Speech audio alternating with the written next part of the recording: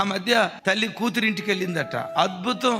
కూతురు లేవక మునిపి అల్లుడు లేచాడట, అంట్లన్నీ కడిగేశాడట. కూతురు లేవక మునిపి కాఫీ కూడా పెట్టేశాడట.